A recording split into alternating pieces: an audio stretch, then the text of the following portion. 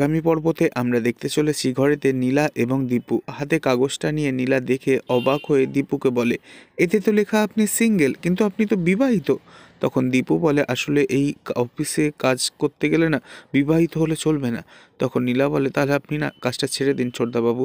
তখন দীপু বলে, আমি কাজটা ছাড়তে পারবো না, এভাবে হাতের লক্ষ্মী পায়ে ফেলতে পারবো না।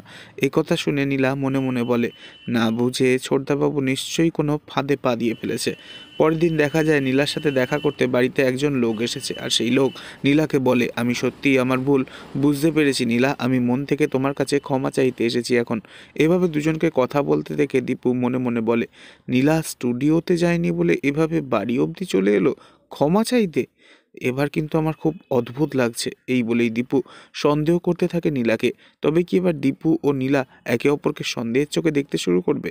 পরবর্তী আগামী পর্ব জানতে অবশ্যই আমাদের সঙ্গে থাকবেন। ধন্যবাদ।